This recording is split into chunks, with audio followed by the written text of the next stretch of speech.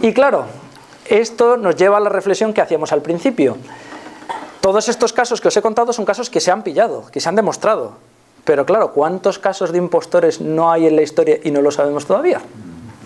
Claro, aquí, esto es un documento original, por ejemplo, de ese siglo XVI. Claro, es un libro de partidas de bautismo, donde se mencionan quién son los padres de cada niño y demás. Claro, si queremos creer al párroco que está escribiendo esto, o a los padres. De hecho, yo tengo una partida de bautismo de un niño de Madrid que no es ese niño. Vamos, que no es el padre, ni la madre de ese niño. Era un bebé robado que se lo dieron a una familia. Y claro, el párroco dice que sí, que es suyo. ¿Cómo lo va a demostrar él también? Es una época en la que es muy difícil probar todo este tipo de cosas. Y para que veáis esto, porque ahora surgiría la siguiente pregunta. Entonces, ¿qué casos hay? Bueno, pues os he traído uno que anda ahí en el borde. Bueno, nos vamos a remontar al año 1629. El rey Felipe IV gobierna en ese momento y está casado con la mujer que veis a la izquierda, la reina Isabel de Borbón. Claro, Felipe IV, una de las cosas por las que ha pasado la historia es por la cantidad ingente de hijos bastardos que tuvo, incluido con los romances que tuvo con María Inés de Calderón, más conocida en Madrid como la Calderona, una actriz de teatro famosísima en ese momento.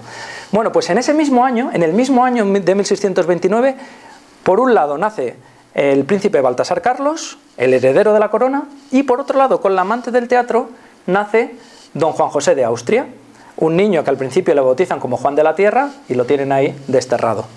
¿Qué ocurre? Que si os fijáis un poco, este niño es más morenito que el otro. Isabel de Borbón era más morena que María Inés de Calderón. Y la teoría que se plantea es: ¿y si cambiaron a los niños? Claro.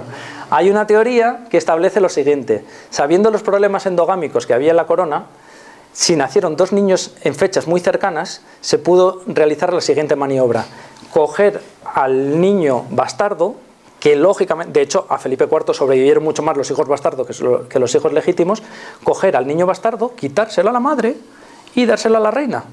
Las dos mujeres, con los dolores del parto y demás, seguramente no se diesen cuenta. Se cambia un bebé por otro y se queda en la corona un niño mucho más sano, que durará más tiempo que el hijo oficial, digamos, que por la endogamia será mucho más enclenque y con un poco de suerte se muere y nos quitamos un problema en la corona. Claro, esto hizo correr ríos de tinta en esa época de ¡ay, Dios mío! A ver si es verdad, y este es el hijo bastardo, porque luego viene la siguiente movida. Para una vez que hubiesen hecho ese cambiazo para que el niño saliese bien, a los 16 años el príncipe Baltasar Carlos va y se muere.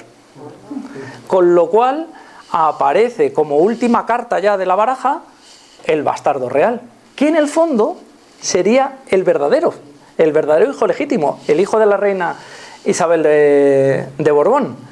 Claro, todo esto sería un novelón que nosotros estamos siendo ahora mismo víctimas del efecto Reyes Magos, porque todos os queréis creer seguramente esta historia, pero en realidad, ¿sabéis quién hace esta historia? Pues este chico cuando llega al poder, porque se convierte en el regente de España momentáneamente en la siguiente generación, que es don Juan José de Austria. Su padre le reconoce y él, para legitimar su poder, se inventa toda esta película. Pero claro, no hay que hacerle caso porque esto es una campaña política en realidad. Entonces, claro, si hablamos de los impostores, nos faltaba todavía por hablar de los políticos del siglo de oro, que también eran muy propensos a ser unos impostores. Así que bueno, pues estas historias y algunas cuantas más las menciona aquí en este libro, y nada más. Muchísimas gracias por haber aguantado hasta aquí.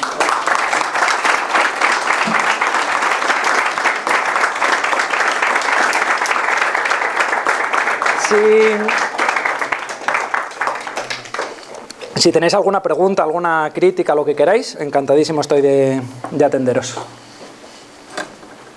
¿Os ha quedado todo claro por lo que veo? Voy a hacer una pequeña salvedad. La historia se repite constantemente. Es que me estaba acordando del puedo prometer y prometo, y de la saga que vino después. Y no es lo mismo que esto. Claro, claro, porque esto... Prometo algo que no tengo, que es vuestro, y yo lo manipulo, me llevo mi parte, y luego el resto para vosotros. Claro. Esa es la promesa. Es que en esto, en el fondo, más allá del siglo de oro, es el comportamiento de la naturaleza humana. Se repite una y otra vez, una y otra vez, una y otra vez, porque son cosas, la ambición, la codicia, El creerse superior a los demás está inserto casi en el ADN de los seres humanos. De hecho, en una entrevista, Juan Luis Arzuaga, el director de Atapuerca, afirmaba que si actualmente trajésemos un antecesor, en la actualidad, se asustaría de todo, de que ahora se ha encendido la luz, o de que está esta lámpara aquí, o de cualquier cosa, ¿no? Pero si le pusiésemos a ver una telenovela, diría, ah, vale, es que este no es hijo de esta, este está mezclado con el otro, tal, y lo entendería perfectamente, claro. Porque son cosas que van intrínsecas al ser humano, y llevas toda la razón, claro. Perdona, sí. A mí es que me hace replantearme que entonces dónde empieza la historia o acaba y dónde empieza la leyenda, siempre, pero siempre. Tú dices, una partida de nacimiento, ¿quién la hace? Porque nos fiamos de los documentos. Claro. Cuando hablabas de María Inés de Calderón, yo también he leído que si el hijo era de una hermana, que era monja, hay 20.000 teorías. ¿Dónde está la verdad? ¿Dónde está la mentira? Nunca lo podremos saber. Claro, yo desde mi punto de vista creo que un historiador, en realidad su trabajo es separar el grano de la paja. Ese es el verdadero oficio de un historiador, distinguir qué es verdad y qué es mentira. Porque, claro, es muy difícil y de hecho, pensad que no siempre tenemos todos los documentos a nuestro alcance. Imagínate, pues cuando se han perdido documentos en un incendio, cosas así. ¿Cómo reconstruyes la historia? ¿Cómo sabes que eso es exactamente así? Te faltan muchos datos. Entonces, sí es un terreno que da para pensar un montón, claro. De hecho, imaginaos, esto en la universidad nos contaban un caso muy interesante de un chico que estaba haciendo una tesis doctoral sobre el asedio durante la Guerra Civil a la ciudad de Madrid. Y hablaba, no sé si fue, creo que uno de ellos era Santiago Carrillo y otro era otro personaje. Bueno, encontró documentación suficiente como para demostrar qué día y a qué hora estaba cada uno en un lugar. Bueno, pues esos personajes no recordaban haber estado ese día ahí. Y había documentación de sobra para demostrarlo, pero su propio recuerdo les había engañado, porque esa es otra. Nuestros recuerdos también se manipulan. Hay un libro maravilloso que os recomiendo, es muy denso de leer, pero está muy bien, que se llama La guía para escépticos del universo. Y te habla de cómo funciona la mente y de cómo nosotros ponen un ejercicio súper tonto. Cogen a varias personas a las que les hacen un experimento, compinchados con sus familias. Y les dicen, bueno, cuéntanos el episodio en el que tú te perdiste de pequeño. Dice, yo no me he perdido nunca. Y traen a sus familias y llega la madre y le dice, sí, cuando eres pequeño que te perdiste yendo a casa de no sé quién. El chico no lo recuerda, pero cuando le vuelven a preguntar meses más tarde, empieza a añadir detalles a ese recuerdo, que se lo han creado ellos mismos.